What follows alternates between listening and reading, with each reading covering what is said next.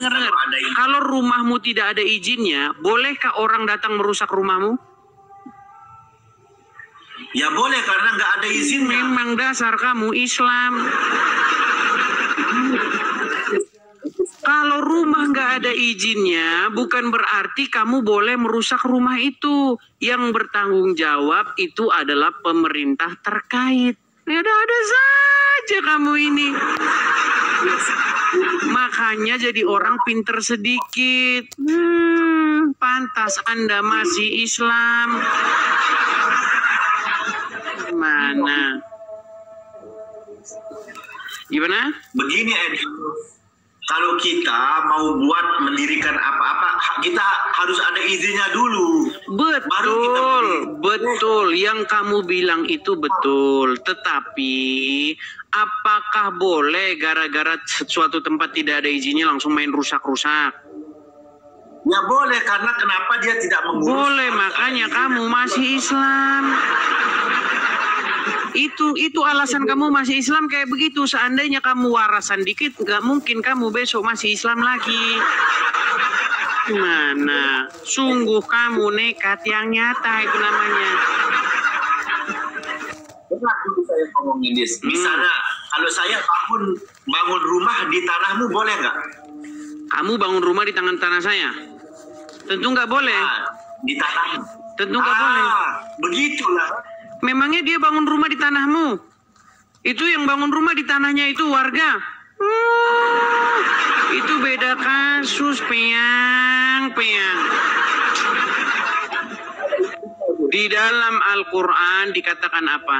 Janganlah kebencianmu pada suatu kaum membuat kamu tidak berlaku adil. Betul? Betul nggak? Betul. Sekarang saya tanya, apakah itu perkara dia mendirikan rumah di tanah orang? Tidak. Itu tanah dia sendiri, rumah dia sendiri, kegiatan. Itu bukan kegiatan gereja, itu kegiatan outdoor anak-anak remaja. Tapi izinnya nggak ada, Edis. Buat apa izin? Acara gitu kok izin-izinan? Kalau kamu pergi ke suatu tempat, main ke tempat temanmu, ngumpul-ngumpul di sana, lalu kamu ngaji bareng, ngapain harus izin-izin? Memang botol. Izin. Yang perlu izin itu kalian kalau nutup jalan nyembah Muhammad, itu yang perlu izin. Kalau mau nyembah Muhammad aja kalian nutup jalan, gelar tikar di jalan. Gelar tikar di jalan. Belok kiri, belok. Senang-senangnya aja suruh orang muter balik. Emang tanah mbahmu apa gimana? Itu kerjaan kalian. Sholat di jalan, nah itu kerjaan kalian itu.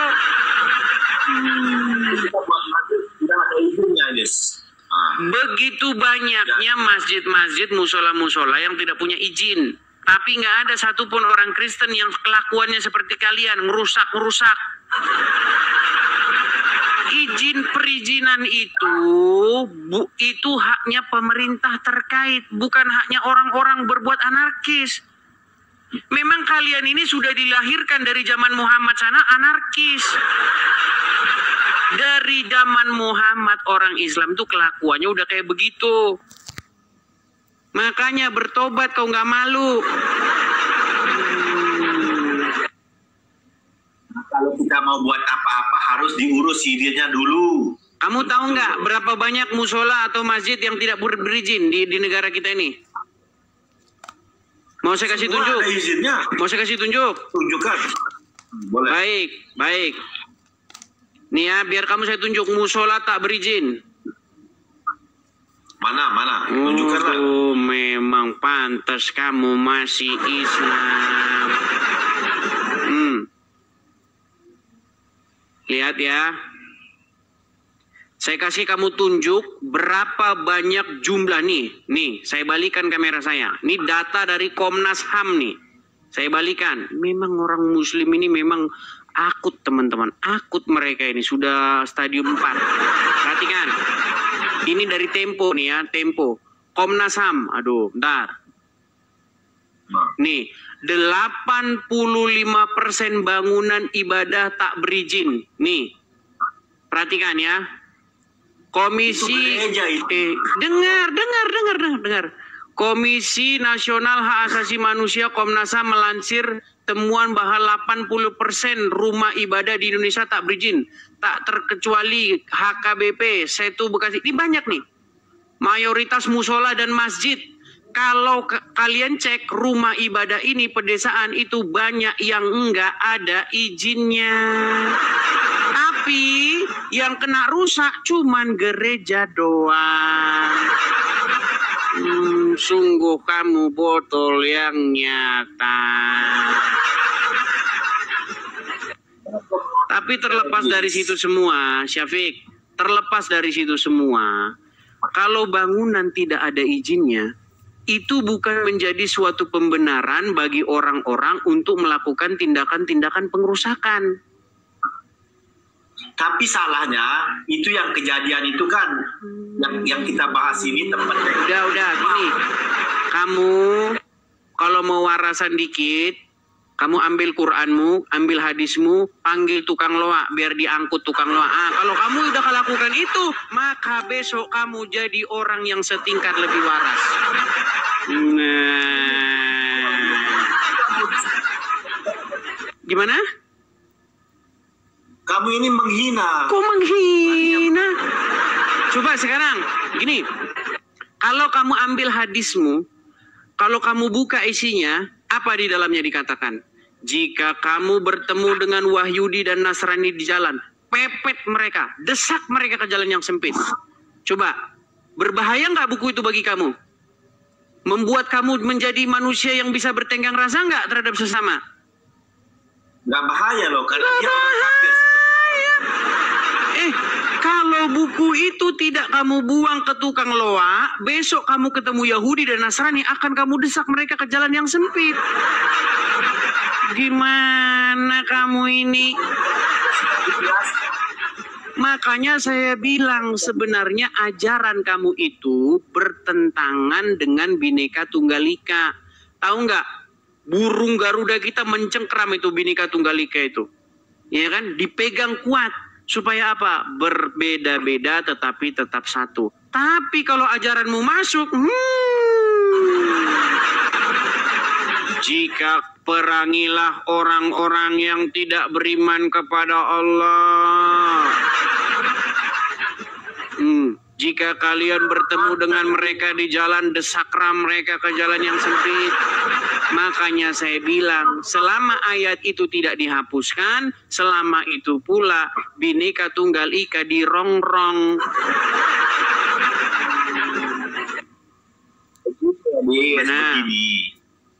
Gini kan, yang kita bahas ini kan tadi yang kau bahas kejadian yang kena geruduk itu hanya kan contoh satu saja, Syafiq. Ada banyak kejadian-kejadian.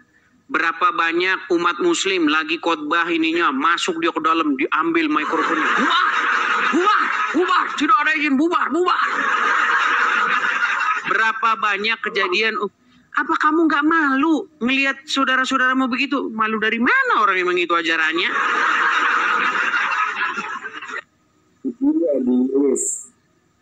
Ajaran muslim bukan begitu. Ini harus kau paham. Itu ajaran Islam yang sesungguhnya. Bahkan di dalam ajaran agama Islam yang sesungguhnya bukan suruh bubarin, perangi. Perangilah orang-orang yang tidak beriman kepada Allah dan Rasulnya, tidak beragama agama yang benar, sampai mereka membayar jizyah. Mau saya tunjuk ayatnya? Tunjukkan mana? Baik, saya tunjukkan ayatnya. Pantas kamu. Oh ya, lupa saya. Dia masih Islam karena dia nggak ngerti agama Islam. Sorry. Saya sudah ngomong, teman-teman. Alasan dia masih Islam adalah karena dia tidak mengerti Islam itu apa. Seandainya dia mengerti Islam itu apa, maka besok pagi dia akan meninggalkannya. Nih, saya balikin kamera saya. Saya kasih kamu fakta-fakta tentang agama Islam. Aduh, nih. Ini adalah surat At-Taubah ayat yang ke-29. Ya, apa dikatakan di sini? Perangilah orang-orang yang tidak beriman kepada Allah dan tidak pula kepada hari kemudian. dan mereka tidak mengharamkan apa yang diharamkan Allah dan Rasul-Nya, dan tidak beragama dengan agama yang benar, agama Allah, Islam, yaitu orang-orang yang diberikan Alkitab kepada mereka sampai apa mereka diperangi? Sampai mereka membayar jizyah. Jizyah ini duit. Sampai mereka membayar harta dengan patuh sedang mereka dalam keadaan tunduk. Jadi menurut kitabmu, Al-Quranmu, kamu itu diwajibkan memerangi orang-orang yang tidak seiman dengan kamu sampai mereka ngasih kamu duit. Makanya saya bilang, Syafiq, tujuan agamamu itu adalah duit. Loh, tahu nggak kamu berapa kali Muhammad memimpin peperangan? Gimana? Karena kau ini umat yang menentang ajaran Allah. Menentang. Oh, saya balik kamera saya. Saya balik kamera saya. Baik. Nih. Saya balik kamera saya ya. Saya Kristen. Anda Islam. Wajar bagi saya menentang ajaran Anda. Wajar pula bagi Anda menentang ajaran saya. Tetapi ajarannya yang ditentang, bukan orangnya yang dilukai. Namanya pandangan itu ya memang bertentangan, memang saling bertolak belakang, nggak masalah. Yang penting tidak ada baku hantam, tidak ada baku pukul. Kan itu, kalau pandangan jelas beda. Gimana? Sama seperti pengacara dengan jaksa, mereka beradu pandangan, beradu argumen, bukan beradu fisik. Gimana Anda ini? Tadi saya ngomong dulu. Silakan. Kamu aja yang ngomong. Silakan. Seandainya Yesus itu betul-betul disalib, orang Yahudi Hari kemana lagi kan? Sudah saya bilang teman-teman, mereka ini tidak ada yang sehat. Yang dibahas apa? Lari kemana? Yang dibahas apa dari tadi? Di dalam ajaran agamamu itu terdapat ajaran-ajaran yang berbahaya bagi hubungan sesama manusia. bahaya gimana? Coba kamu jujur, Syafiq. Bener nggak ada kelompok-kelompok Islam yang ingin merubah dasar negara kita? Yang ingin merubah Pancasila? Nggak ada. Nggak ada. Kita hormat Makanya aja. Kamu jangan nonton ngadu ayam terus. Pasti akun-akun media sosialmu isinya ngadu ayam. Kalau kamu nonton ngadu ayam, mana kamu ngerti apa-apa? Gimana? Kalau kamu tontonannya ngadu ayam, kamu jangan diskusi lintas iman. Gimana? Kamu tahu yang barusan dibubarkan sama pemerintah? Tahu nggak organisasi yang barusan dibubarkan pemerintah, organisasi Islam? Tahu? Tahu. Apa? Kan? Tahu. Apa namanya? Begini, kamu sudah tahu lagi tuh. Gini aja, kamu pernah sekolah nggak? Pernah. Oke, pernah dulu waktu zaman sekolah kita belajar gerakan-gerakan separatis Islam. Contoh DIITII, tahu nggak? Darul Islam Indonesia atau NIITII. Negara Islam Indonesia, pernah dengar itu? Pernah. Pernah dengar gerakan Aceh Merdeka, pernah dengar? Pernah. Pernah dengar juga gerakan Kazar Muzakar, pernah dengar? Pernah. Nah, sekarang saya tanya sama kamu, kenapa mereka melakukan gerakan-gerakan pemberontakan seperti itu? Kamu sudah tahu lagi bertanya ini kok. Itu karena dia atau mereka-mereka ingin merubah dasar negara kita yang Pancasila menjadi syariat Islam. Makanya kamu kalau sekolah jangan ngerokok di belakang. Saya dulu punya teman-teman zaman saya SMA, orang pelajaran mereka ngerokok di selang WC. Ngisep bau kencing WC sama rokok. Pantesan botol setengah mati lulus sekolah, botol setengah mati. Gimana kamu ini nekat yang nyata? Saya mau bertanya boleh? Apa pertanyaanmu? Pasti lompat enggak?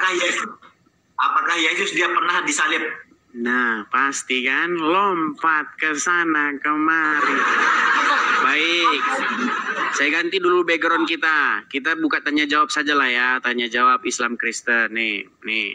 Diskusi Islam Kristen. Pertanyaanmu apa? Silakan ulangi. Apakah benar Yesus itu disalib? Terus disalibnya di mana? Nah, itu yang saya tanyakan. Menurut Bible benar Yesus disalib. Disalibnya di mana? Di Yerusalem, tepatnya di Bukit Golgota. Itu wilayah Israel kan? Betul. Oke. Terus orang Yahudi sekarang dia menyembah Yesus enggak? Sebagian besar tidak. Sebagian besar tidak. Kalau Yesus betul-betul disalib, yang pertama menyembah Yesus itu orang Yahudi. Betul, yang menyembah Yesus itu orang-orang Yahudi pertama-pertama, murid-murid Yahudi, Paulus Yahudi, Simon, Petrus Yahudi, Yohanes Yahudi, semua Yahudi itu. Nama-nama Yahudinya ya, Matius itu nama Yahudinya itu Matatyahu. Ya kan? Kemudian Petrus itu nama Yahudinya Simon. Ya kan? Kemudian siapa lagi? Yohanes. Semua itu orang-orang Yahudi. Benar kata yang pertama menyembah Yesus itu orang Yahudi, bukan orang Arab. Gimana?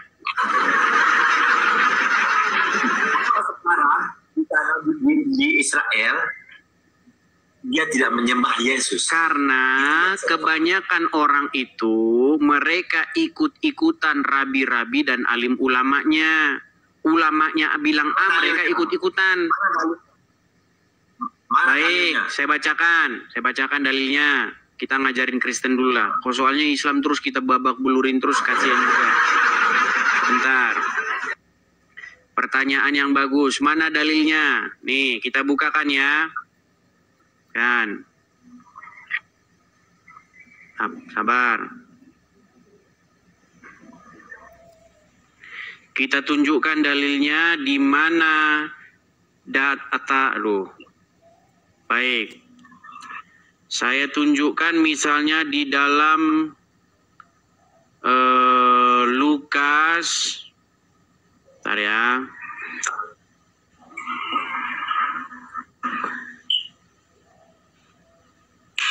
Bentar. Sabar ya. Mana dalilnya? Tunjukkan. Pertama kali kau cari dalil. Iya, namanya juga kita nggak hafal-hafalan kayak kalian. Kalau kalian kan sikit-sikit hafal, sikit-sikit hafalan. Kita buka misalnya dalam Lukas, sebentar. Pasal-pasal yang terakhir ya, sebentar. Gimana? Mungkin kalau nggak ada. Iya, karena kalau nggak ada Google, pening semua. Enggak. Kenapa pening?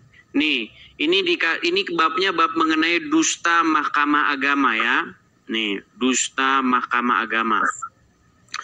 Di dalam bab dusta mahkamah agama ini dikatakan, sebentar. Mana tunjukkan? Oh, baik. Harus kita hadapkan sama dia ya. Baik. Kita buka misalnya sebentar. Bab terakhir ya. Nih, saya balikan kamera saya. Nih, saya balikan. Oke, baik. Perhatikan ya. Pasal yang terakhir, pasal yang ke-28. Nih. Ketika mereka di tengah jalan, datanglah beberapa orang dari penjaga itu ke kota dan memberitahukan segala yang terjadi itu kepada imam-imam kepala. Dan sesudah berunding dengan tua-tua, mereka mengambil keputusan lalu memberikan sejumlah besar uang kepada serdadu-serdadu itu. Dan berkata, kamu harus mengatakan bahwa murid-muridnya datang malam-malam dan mencurinya ketika kamu sedang tidur. Dan apabila hal ini kedengaran oleh wali negeri, kami akan berbicara dengan dia sehingga kamu tidak beroleh kesulitan. Mereka menerima uang itu dan berbuat seperti yang dipesankan kepada mereka. Dan cerita ini tersiar di antara orang Yahudi sampai sekarang ini. Jadi penyebab orang-orang Yahudi mayoritas, enggak semua, itu karena mereka telah mengikuti ulama-ulama mereka. Begitu. Itu penjelasan saya dari dalam Bible. Gimana? Berarti Yesus bukan disalib itu. Nah kan, memang teman-teman, obat apa yang perlu kita kasih kepada orang ini? Sungguh nekat yang nyata. Oke, Syafiq, gini aja. Saya minta ini langkah pertama untuk waras. Ini langkah pertama untuk waras ya. Ambil Qur'anmu, ambil hadismu, panggil tukang loak biar dibungkus ya. Nah, itu obat pertama. Oke, selamat siang. Nah, itu obat.